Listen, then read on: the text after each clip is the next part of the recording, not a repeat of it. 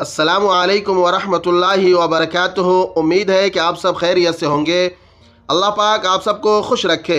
میرے دوستو، ربیع الاول کا مبارک مہینہ چل رہا ہے۔ اسی مبارک مہینہ میں رسول کائنات صلی اللہ علیہ وسلم اس دنیا میں تشریف لائے، لہٰذا اسی مناسبت سے آپ کی سیرت طیبہ کی چند جھلکیاں آپ کے سامنے پیش کرنے کی کوشش کر رہا ہوں۔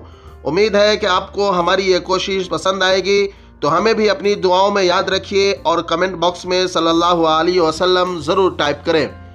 میرے دوستو، رسول کائنات فخر موجودات محمد عربی صلی اللہ علیہ وسلم کو خالق ارض و سما رب العالمین نے نسل انسانی کے لیے نمونہ کاملہ اور اسوہ حسنہ بنایا ہے، اور آپ صلی اللہ علیہ وسلم کے طریقہ کو فطری طریقہ قرار دیا ہے۔ محسن انسانیت صلی اللہ علیہ وسلم کے معمولات زندگی ہی قیامت تک کے لیے شعار و معیار ہے۔ یہی وجہ ہے کہ سیرت النبی صلی اللہ علیہ وسلم کا ہر گوشہ تابناک اور ہر پہلو روشن ہے۔ یوم ولادت سے لے کر روز رحلت تک کے ہر لمحہ کو قدرت نے لوگوں سے محفوظ کر دیا ہے۔ آپ صلی اللہ علیہ وسلم کی ہر ادا کو آپ صلی اللہ علیہ وسلم کے متوالوں نے محفوظ رکھا ہے اور سند کے ساتھ تحقیقی طور پر ہم تک پہنچایا ہے۔ لہٰذا سیرت النبی صلی اللہ علیہ وسلم کی جامعیت و اکملیت ہر قسم کے شک و شبہ سے محفوظ ہے۔ دنیا انسانیت کسی بھی عظیم المرتبت ہستی کے حالات زندگی، معمولات زندگی، انداز و اطوار، مزاج و رجحان، حرکات و سکنات، نشست و برخاست اور عادات و خیالات اتنے کامل و مدلل طریقہ پر نہیں ہے جس طرح کے ایک ایک جزیہ سیرت النبی صلی اللہ علیہ وسلم کا تحریری شکل میں دنیا کے سامنے ہے۔ یہاں تک کہ آپ سے متعلق افراد اور آپ صلی اللہ علیہ وسلم سے متعلق اشیاء کی تفاصیل بھی سند کے ساتھ سیرت و تاریخ میں ہر خاص و عام کو مل جائیں گی۔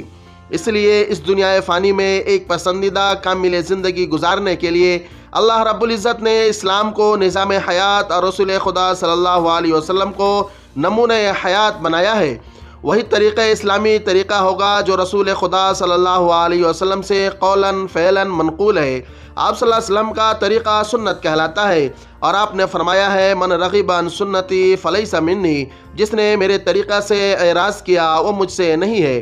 عبادت و طاعت سے متعلق آپ کی سیرت طیبہ اور عادات شریفہ پر برابر لکھا اور بیان کیا جاتا رہتا ہے۔ دنیا میں ہر لمحہ ہر آن آپ صلی اللہ علیہ وسلم کا ذکر خیر کہیں نہ کہیں ضرور ہوگا۔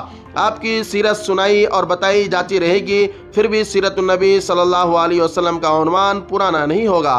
یہی معجزہ ہے سیرت النبی صلی اللہ علیہ وسلم کا، اور یہی تفسیر ہے وَرَفَعْنَا لَكَ ذِكْرَكَ کی۔ آپ صلی اللہ علیہ وسلم کی ولادت شریف 12 ربیع الاول کو عام الفیل کو آپ نے شکم مادر سے اس دنیا میں تشریف فرمایا۔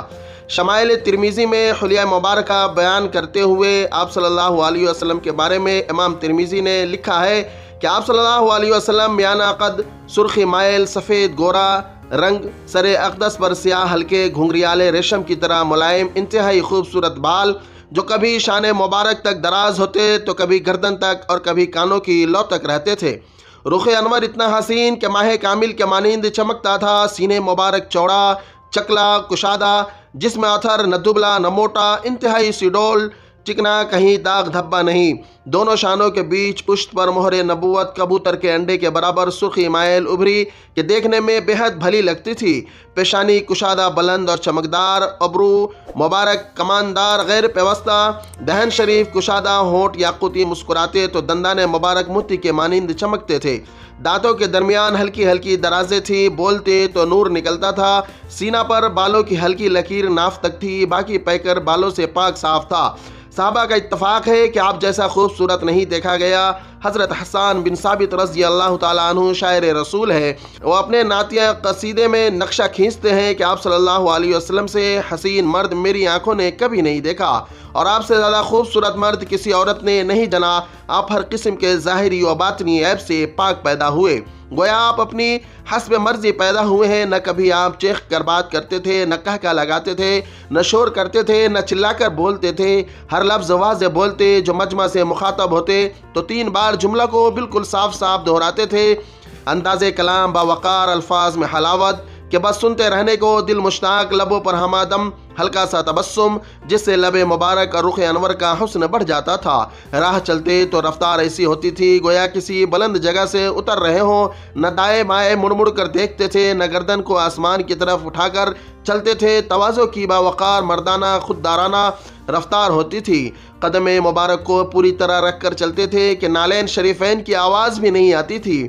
ہاتھ اور قدم ریشم کی طرح ملائم گداز تھے اور قدم پرگوشت۔ ذاتی معاملہ میں کبھی غصہ نہیں ہوتے تھے، اپنا کام خود کرنے میں تکلف نہ فرماتے تھے کہ کوئی مصافحہ کرتا تو اس کا ہاتھ نہیں چھوڑتے تھے جب تک وہ الگ نہ کر لے۔